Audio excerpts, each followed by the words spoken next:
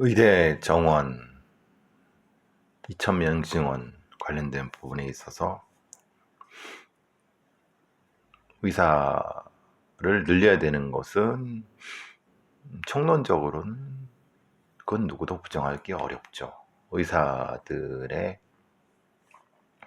문제 제기도 물론 그 업을 하는 사람으로서의 의견은 충분히 경청할 하지만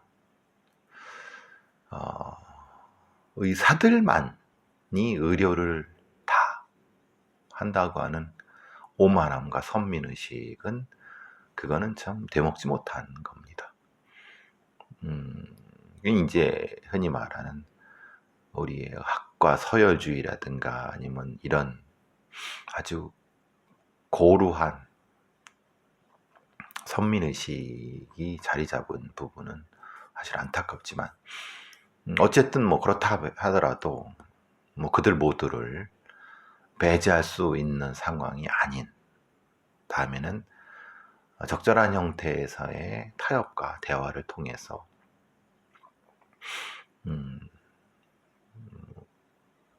전반적인 대한민국의 보건의료 정책이 나아갈 바를 가야 될 거라고 보는데, 사법부가 그러니까 이제 이번에 의대 정원에 대해서 행정부의 정책이 사법부의 통제를 받아야 된다라고 얘기했던 고등법원 판사의 말은 어떤 면에서는 뭐 그럴 수도 있지라고 얘기할 수 있습니다만은 그것도 또 하나의 오만하고 무엇인가 크게 착각하는 것 같다는 생각이 들어요. 그러니까 법적인 절차라든가 아니면은 그 과정 속에서의 어떤 인권이라든가 아니면은 뭔가 그 소외되고 아니면은 뭔가 이런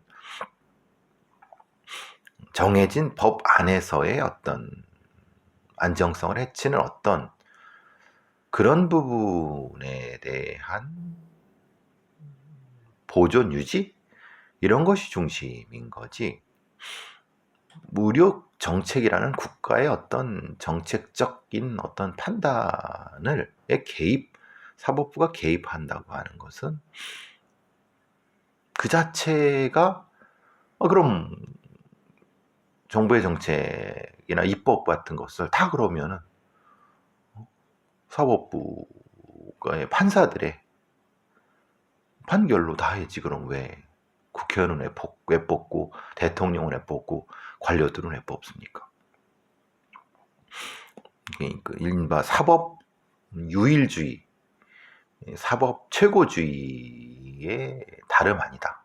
매우 건방지고 오만한 것이고 월권이라고 할 수도 있을. 그러니까 우리나라의 이 소위 이런 가장 소위 말하는 대학 성적이 제일 높은 놈들, 의사나 판사, 검사 같은 법대나 의대나 같은 놈들이 대단히 큰 뭔가 착각 같은 걸 하고 있는 것 같아요. 민주주의 사회가 테크노 엘리트들이 지배하는 사회는 착각하는 것 같아요. 물론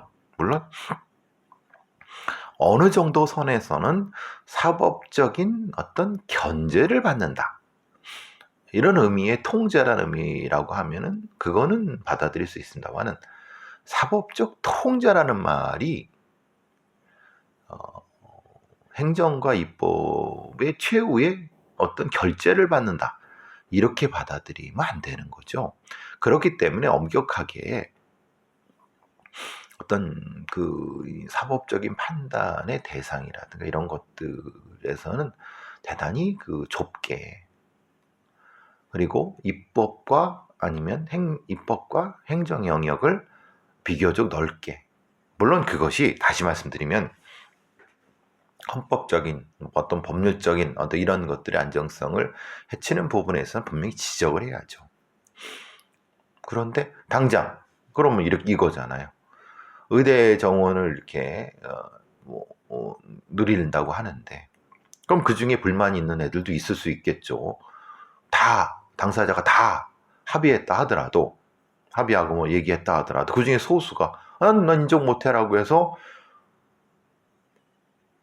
문제 제기에 고소하고 그래 법적으로 가는데, 그러면 그 법원이 그래 네 말이 맞아, 좀 고려해 볼 수 있어, 야 자료 다 가져와, 내가 보고 집행정지. 그러면은 1년 동안의 그 예산 투입이라든가 그동안의 행정을 다 정지되나요? 그럼 그 고법 판사의 말은 그거잖아요. 그럼 니네 자신 있으면은 니네도 변호사 고용해서 행정 재판에 대응하면 되잖아. 응? 그래서 그건 최종 결정권을 사법이 갖는다는 거잖아요.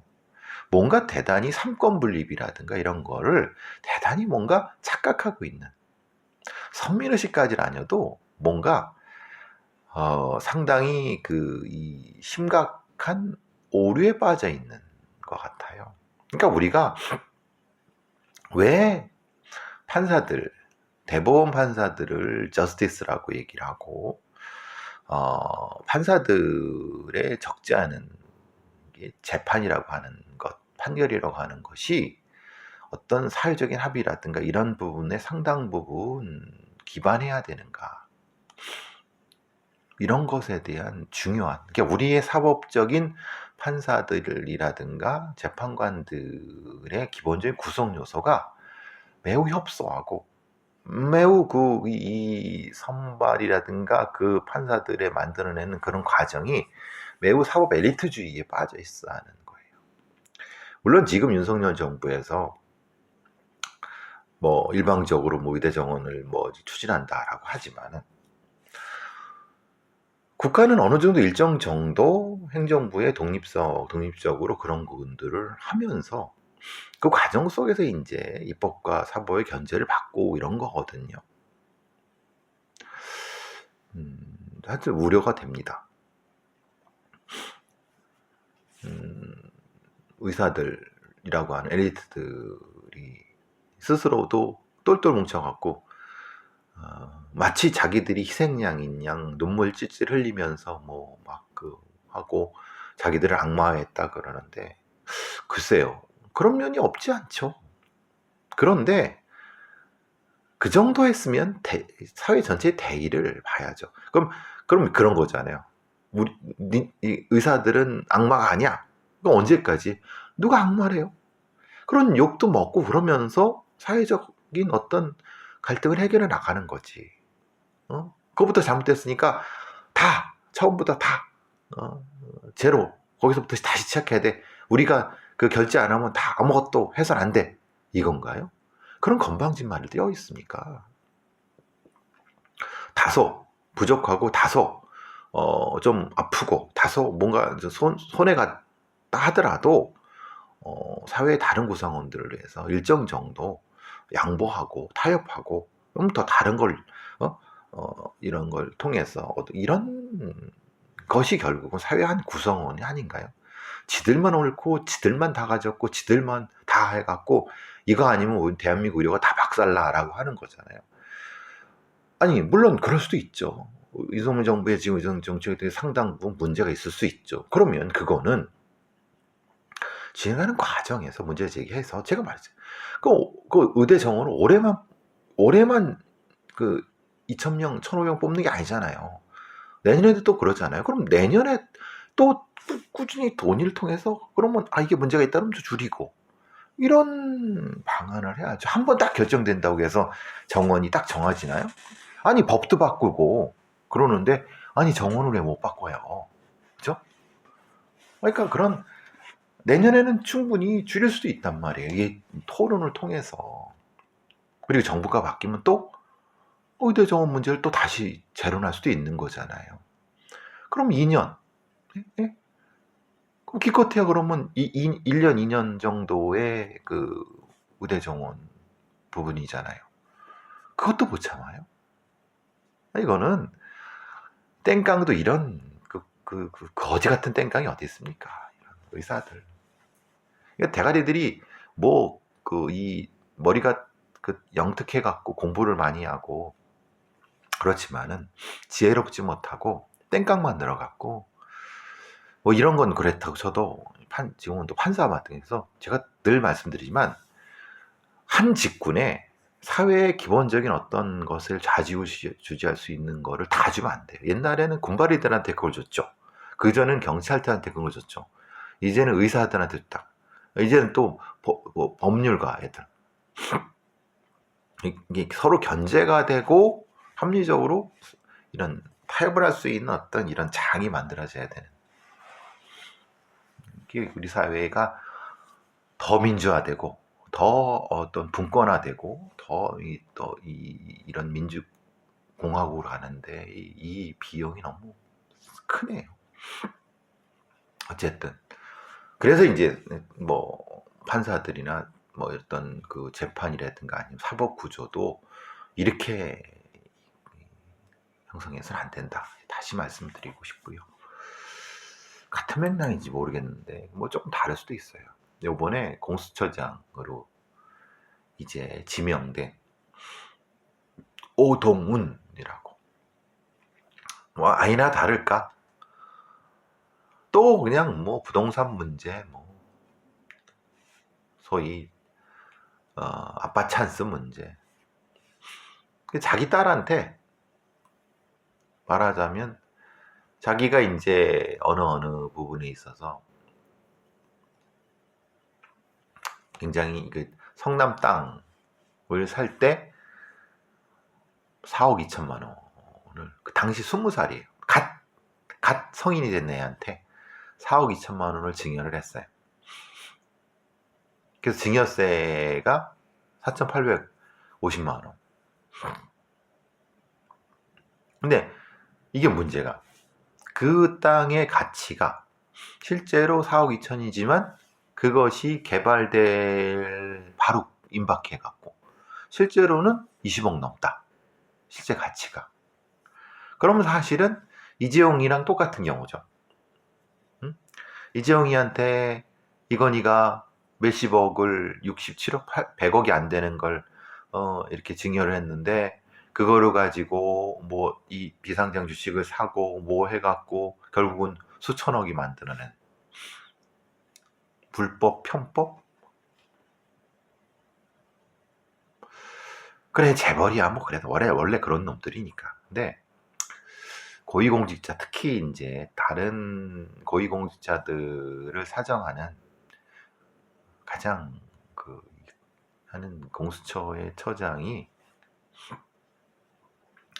지 딸한테 그러니까 대한민국의 소위 말하는 사법 엘리트부터 그 의료 엘리트는 뭐 그냥 여기선 뭐 사법 엘리트의 기본적인 도덕적 수준이 이 정도밖에 안 돼요. 뭐 조국 같은 애들도 마찬가지죠. 그죠? 뭐 박은정 뭐 이정군 뭐 하면서 다들 그냥 똥을 뭉개고 그냥 그런 대한민국이 진짜 투기 공화국이죠. 그리고 아빠 찬스 공화국인 거고 이런 어떤 뭐라 그러나 이렇게 돼서는 젊은 세대들한테 무슨 희망을 줄 수 있겠습니까? 그냥 뭐 너나 나나 다 도둑놈들이고 뭐 네가 했니 내가 했니 아빠 찬스 주고 뭐 선관위 보십시오. 선관위 사무처장 그거 보십시오. 없던 직위도 만들어갖고 지 딸년 거기다가 받고 의회 국회 허위 위증하고 거짓말하고 개판이에요 개판. 그걸 또 찾아내지 못하고 아이고, 대한민국이 얼마나 부패했는지를 단적으로 보여주는 겁니다. 그 부패한 대한민국에 그게 좌든 문재인 정부든 뭐 어느 정부든 다 똑같아요. 윤석열 정부라고 더 심하고 문재인 정부라고 덜 지금 보세요. 꼬락선을 보세요. 뭐 큰 차이가 없어요. 결국은 그것들이 우리 사회를 망치고 있는 거다. 좀 기가 막히지 않으세요? 막간을 이용해서 여러분 뭐 산에 저는 뭐 산에 뭐 옛날에는 자주 갔는데 요새는 자주 안 가지만 제가 이제 산에 가고 그러면서 꼴불견들이 지나갈 때 이제 무슨 산악회 이런 데인데 거기서 대놓고 고기 굽고 라면 끓이고 그래. 산에 가서 그 불 피우면 안 됩니다. 산 불면 큰일 납니다. 근데 그냥 뭐 동네 양아치라든가 뭐 그냥 건달놈들이 이렇게 어? 가서 그냥 지들이 이렇게 아니면 그 몰상식한 가족이 이렇게 뭐 지들이 이렇게 술 처먹고 거기서 그게 아니라 정식 어떤 산악회 물론 이게 허가된 건 아니라 이건 그래도 산악회라고 하면 그 이름이 있잖아요. 근데 그걸 대놓고 번호 챙기고 불판 챙겨서 가서 거기서 그 고기 먹고 참 꼴불견도 이런 꼴불견이 없죠. 요즘 뭐 어디 뭐 장박 그 차에 텐트 차 같은 거 트레일러 어디 박아놓고 지만 거기서 텐트 쳐놓고 자기만 쓰기 법도 없어요. 그런 법도 안 만들어. 왜냐면 그런 놈들이 딱 그렇게 놀러 댕기고 도덕적이지 않은 놈들이니까 빨리 만들어가 빨리 이걸 좀 정비할 걸 정비하는데 국회의원 놈들이나 정치 놈들은 전혀 신경 쓰지도 않고 사실 입법은 대부분 정부 입법이 많습니다. 90몇 %입니다. 의원들이 입법하는 건 5%도 안 됩니다. 그러니까 정부가 90%를 넘게 합니다. 그러니까 정부 애들은 그런 걸 신경 안 쓰는 거예요.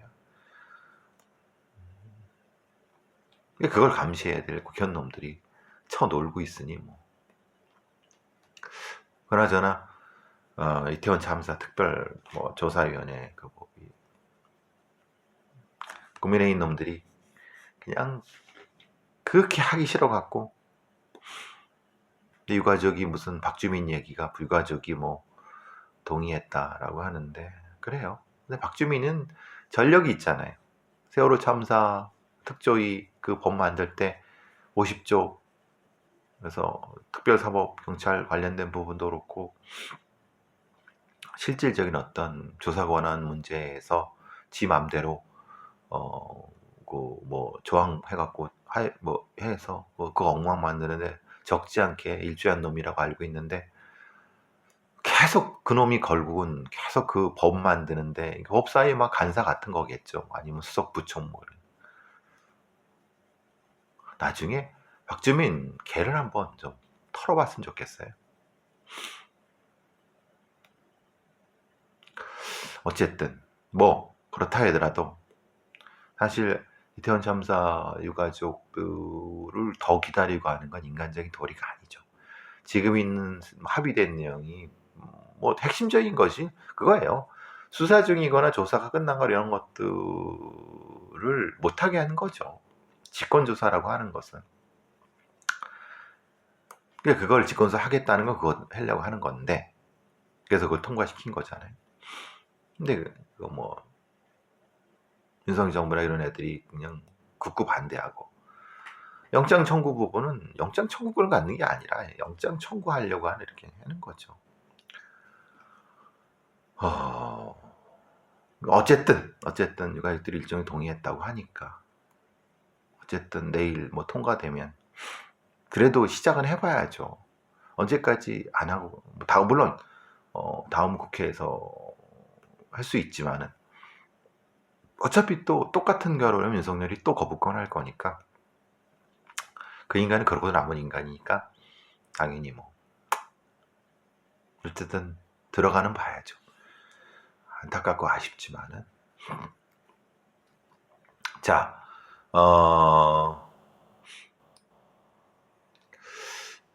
기억나실지 모르겠는데 오피스텔 추락사라고 해서 전 이 사건을 계속 왜 살인으로 조사를 하지 않았을까 수사를 하지 않았을까.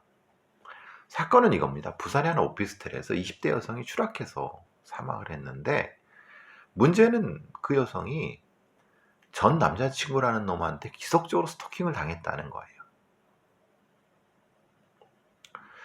그런데 문제는 그러니까 이거죠. 사실 그 여성이 안에 있었고, 근데 그걸 신고한 놈이 그 놈이에요. 그러니까 올 1월 7일 날 이 여성분은 자신이 거주하던 오피스텔에 추락해서 돌아가셨는데, 당시에 그걸 목격한 놈이 그 놈이고, 신고한 놈, 119 신고한 놈도 그 놈이에요. 그러니까, 그리고 이놈은 수사기관에 같이 있던 돌아가신 분이 자신과 다툰 후에 자기가 떨어졌다고, 9층에 떨어졌다고 진술한 거예요. 근데 아니, 자기가 진술할 수는 있죠. 근데 왜 수사기관 애들은, 경찰은 왜 이걸 타살이라고 생각하지 않을까요? 말하자면, 그렇지, 싸우다가 스스로 자살했을 수도 있지만 혹시 이놈이 위로 쓸 수 있는 거잖아요. 근데 왜 이 부분에 대해서 수사를 하지 않을까? 물론 이제 이렇게 될 수 있죠.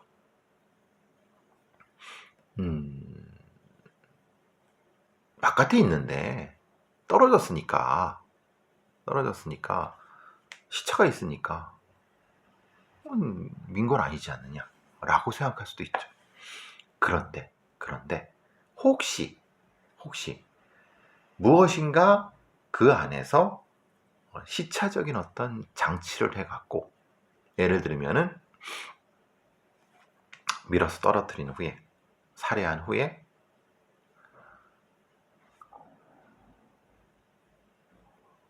그거를 신고를 한 것이 아닐까. 저는 아직도 그게 계속 의문이에요. 말하자면. 그리고 재판부도 이런 거예요. 재판부도 실제로 이거는 특수 협박이하고 재물손괴, 스토킹으로 기소된 거지 살인으로 기소된 게 아니에요. 그러니까 재판부도 이 기소된 사건과 피해자 사명 관련성을 어떻게 알기 어려운데, 검찰 측에서, 기소한 쪽에서 이게 어떤 의견을 좀 얘기해 달라라고 하는 거예요.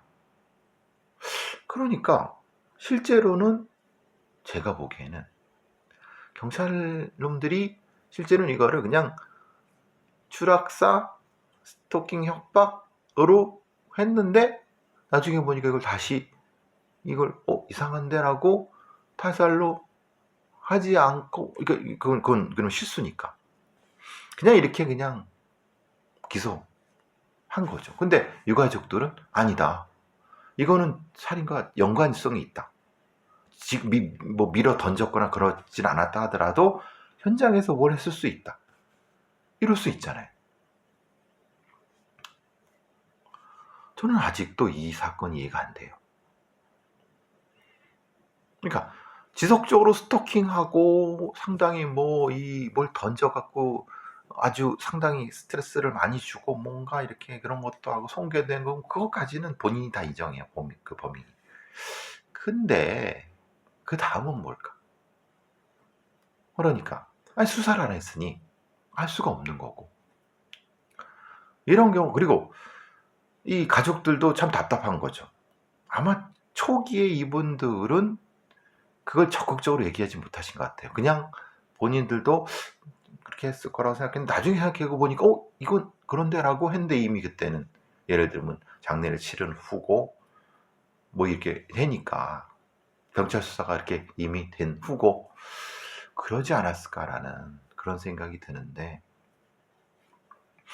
한번 저는 이 사건은 사건 기록이나 이런 것들을 한번, 그래서 사건 기록이라든가 이런 것들이 엄청하게 공개되고 객관화가 돼야 된다는 거예요.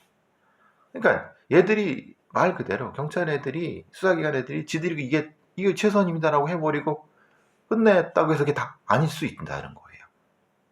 실수할 수 있는 거죠. 분명히 실수할 수 있는데 실수를 인정하지 않는 거죠. 하여튼 이 사건은 참 의문입니다. 미스터리입니다. 진짜로 미스터리입니다. 이게 오피스텔 추락사가 맞아? 추락시킨 살인 사건 아니야?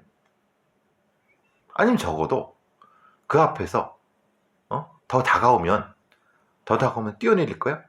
너 다가오지 마 라고 했는데 이놈이 뭔가 그래 뛰어내리자 이렇게 하다가 그럴 수도 있네. 그럼 이거는 살인입니까?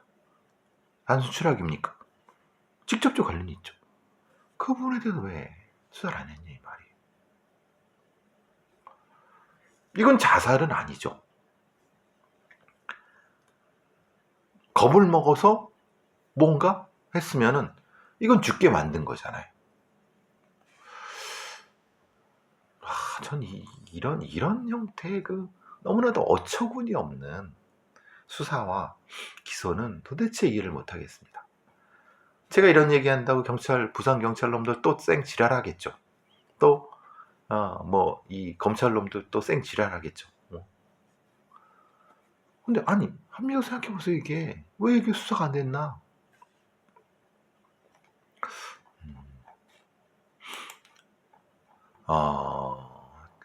사실 불행 중 다행인 사건이 하나 있습니다. 기억나실 겁니다. 춘천 쪽에서 강원도 쪽에서 미성년자하고 조건 만남을 통해서 성관계를 맺었던 4-5놈의 성인들이 있었습니다. 근데 그놈들이 다 벌금형 집행유예에 나왔죠. 그래서 공분을 일으켰죠. 검찰은 15년, 20년 중형을 내렸는데 구형을 했는데 1심 재판부는 다 집행유예. 2심 그래서 여론이 많이 그랬죠. 이게 뭐냐. 2심에서는 이제 징역 3년에 집행유예 4년을 선고한 걸 파기하고 징역 4년을 실형해서 바로 구속시켰어요. 나머지들도 다 집행유예를 빼고 다 1에서 3년씩을 다 선고해갖고 다 법정 구속을 했어요. 5명 다. 근데 대한민국 이런 강간공화국이 되는 이유가 제가 앞서서 그랬지만 1심 그런 판사 같은 인간들, 그런 성범죄 전문 변호사들, 그런 범죄자들, 그걸 전문 또 판사들, 이 셋의 이 카르텔이 아니냐. 그러면 그렇게 집행유예 주고 벌금형 주고 그러면 대한민국이 강간공화국 되는 건 아니지. 이건 현실 아닙니까? 그나마 2심 재판부에서 이정 내렸지만 실제로 미국 같으면요, 제가 미국에서 말씀드리면 이 미성년자에 대한 이런 건요 진짜 10년 20년 확 넘습니다. 아니 너무 어처구니 없는 판결이 어떻게 집행유예를 줍니까? 예? 그것도 10 몇 살짜리밖에 안 된 애랑 그걸 또 성관계로 표현해요. 그건 강간이잖아요. 돈 주고 강간이잖아요. 조건 만남이라고 말을 하지만 근데 그거를 집행유예를 줘요? 이런 개새끼들이 어디 있습니까? 그것도 개새끼들이지만 그걸 집행유예 준 1심 판사 놓으면 그것도 개새끼죠. 진짜 개새끼인지 개같은 년인지 모르겠지만은. 그리고 2심 판사들도 4년 그나마 그렇다고 치지만은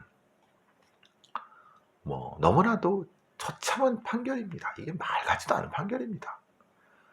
이 새끼들 중에 누구도 사과를 하지 않았어요. 어떤 새끼도 그냥 공탁만 한 거예요. 대한민국의 현실입니다. 지금 이게 대한민국 현실이 제가 강간공화국이라는 게 이런 겁니다. 대한민국 현실 자체가 그렇습니다. 이러니 무슨 성적인 윤리라든가 성적 도덕 이런 거 성범죄가 그게 말이 됩니까? 그런 걸 바라는 게 언감생심이죠. 언감생심. 안 그렇습니까?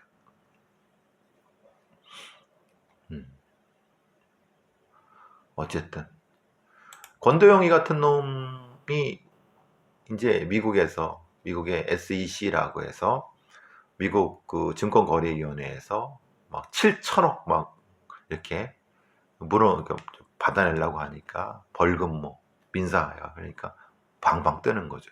우리나라 같으면 몇십억이면 되는 거를 미국은 거의 1조 단위 넘게를 받아내려고 하니까 7조 넘게 받아내려고 하니까 그러니까 건더기가 극구 미국을 안 가고 한국에 있으려고 하는 거지 않습니까?